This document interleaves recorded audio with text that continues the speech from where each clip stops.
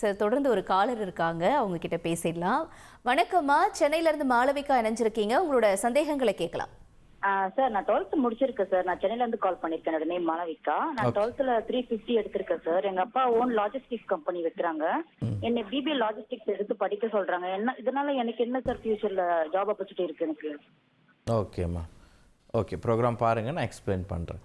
அதாவது அப்பா ஆல்ரெடி ஒரு லாஜிஸ்டிக்ஸ் கம்பெனி வச்சுருக்காங்க. அப்படிங்கும்போது அவங்க அப்பா பொறுத்தளவு என்னென்னா, மேபி இப்போ எனக்கு இருக்க நாலேஜை வச்சு நான் சொல்கிறேன், அவங்களுக்கு இருக்கக்கூடிய வாய்ப்புகளை வச்சு, அவங்களுக்கு இருக்கக்கூடிய ஒரு கான்டாக்டை வச்சு ஒரு மேபி சின்னதாகவோ இல்லை பெரிய லெவல்லையோ ஒரு கம்பெனியை வந்து ரன் பண்ண மேபி வாய்ப்புகள் இருக்குது. பட் உங்களையும் நீங்கள் அந்த ஃபீல்டுக்கு வாங்க. ஏன்னா நிறைய ஒரு சில இந்த கேட்டகரியில் ஒரு சில பேரண்ட்டை வந்து நான் மீட் பண்ணியிருக்கேன். எப்படின்னா, அவங்க வந்து ஒரு சின்ன லாஜிஸ்டிக்ஸ் கம்பெனியில் ஒர்க் பண்ணுறவங்களே வந்து அவங்க பசங்களை இந்த கோர்ஸை படிக்க வைக்கிறது. அதாவது பட் என்னென்னா, அவங்க இருக்கிறது வந்து ஒரு மினிமம் லெவல், ஒரு ஒரு ரொம்ப லோயர் கேட்டகரின்னு சொல்ல முடியாது, ரொம்ப ஹையர் கேட்டகரி இல்லாமல் ஒரு ஆவரேஜ் கேட்டகரியில் வந்து அவங்க ஒர்க் பண்ணுவாங்க. அவங்களுக்கு இருக்கிற நாலேஜை வச்சு அவங்க வந்து இந்த கோர்ஸ் இதே மேபி எனக்கு தெரிஞ்சு என்னென்னா, அவங்க ப்ரொஃபஷ்னலாக இது படிச்சிருக்க மாட்டாங்க. அவங்க ஒரு லாஜிஸ்டிக்ஸ் கோர்ஸோ இல்லை எம்பிஏவோ பிபிஏவோ முடிச்சிருப்பாங்களான்னு கேட்டிங்கன்னா மேபி கண்டிப்பாக இருக்காது. ஸோ அவங்களுக்கு கிடைக்கக்கூடிய வாய்ப்புகளை வச்சு அந்த மாதிரி இண்டஸ்ட்ரியில் ஒர்க் பண்ணுறதோ இல்லை அது ரெலவெண்ட்டான ஒரு கம்பெனியை ரன் பண்ணுறதோ நம்மளால் பார்க்க முடியும்.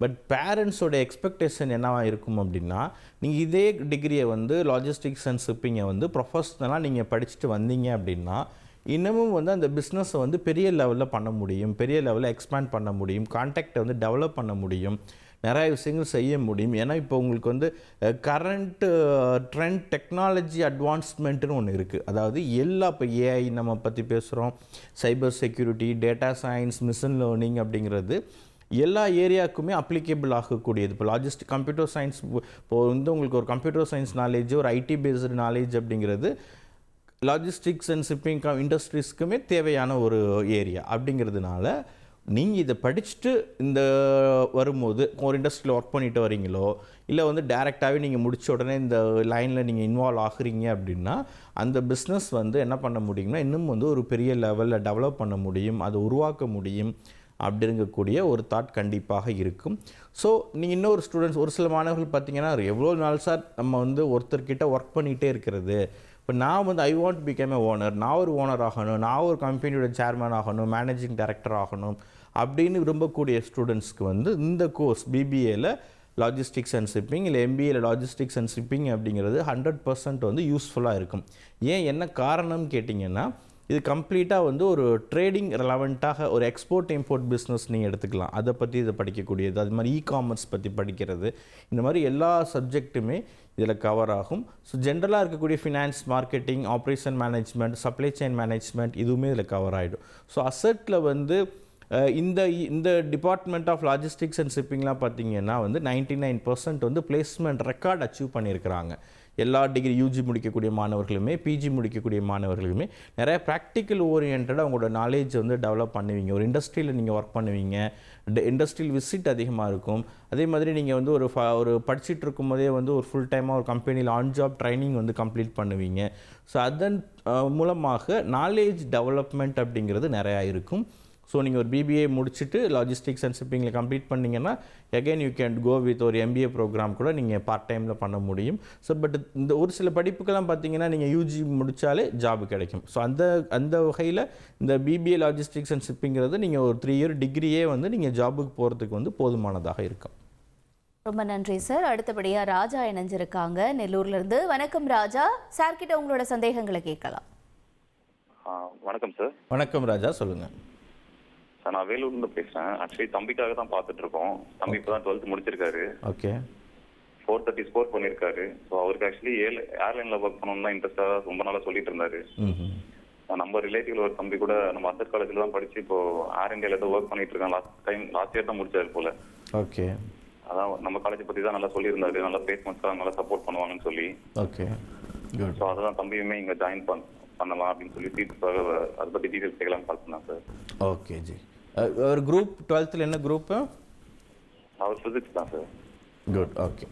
ஆக்சுவலி வந்து உங்களுக்கு ஏவியேஷன் ஏர்லைன் ஏர்போர்ட் மேனேஜ்மெண்ட் அப்படிங்கிறதுல பிபிஏ, பிஎஸ்சி தென் எம்பிஏ ப்ரோக்ராம் ஆஃபர் பண்ணுறாங்க.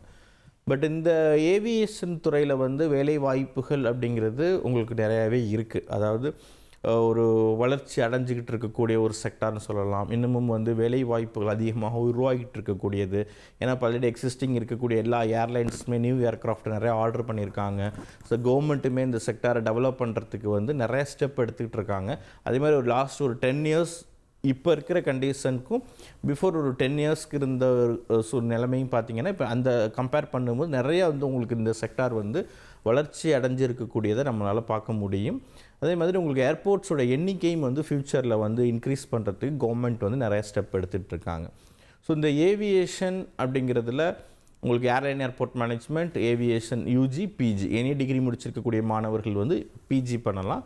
+2 முடிச்சிருக்கக்கூடிய மாணவர்கள் ஃபிசிக்ஸ் கெமிஸ்ட்ரி இருந்ததுன்னா பிஎஸ்சிஏ பண்ணலாம், இல்லை பிபிஏ பண்ணலாம். இப்போ இந்த துறையில் வந்து உங்களுக்கு இப்போ நீங்கள் சொன்ன மாதிரி அசட்டில் முடித்த மாணவர்கள் வந்து ஏற்கனவே ஒர்க் பண்ணிகிட்டு இருக்காங்க சார், அவங்க த்ரூ தான் எங்களுக்கு தெரியும் அப்படின்னு சொன்னீங்க.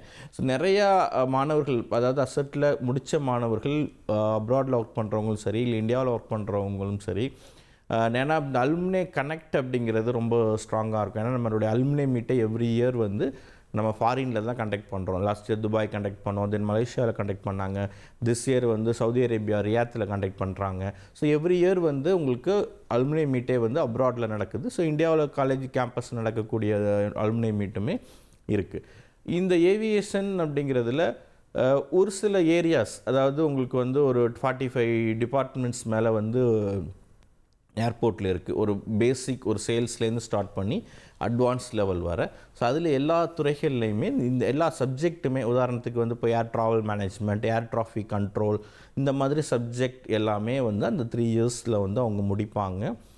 பட் இதில் இன்னொரு முக்கியமான விஷயம் என்னென்னா, இப்போ அசட்டில் முடிக்கக்கூடிய மாணவர்கள் இப்போ ஏர்லைன் ஏர்போர்ட் மேனேஜ்மெண்ட் படித்தாலுமே லாஜிஸ்டிக்ஸ் அண்ட் ஷிப்பிங்கில் ஒரு டிப்ளமா படிப்பாங்க. அது மாதிரி சேஃப்டி மேனேஜ்மெண்ட் ஒரு டிப்ளமா படிப்பாங்க. இதெல்லாமே கூடுதலாக அது ஒரு இன்னொரு டிகிரி படிக்கக்கூடியதை நம்ம பார்க்க முடியும். அதே மாதிரி ஏர்போர்ட்டில் முக்கியமான மிகப்பெரிய ஒரு துறைங்கிறது ஏர் கார்கோ.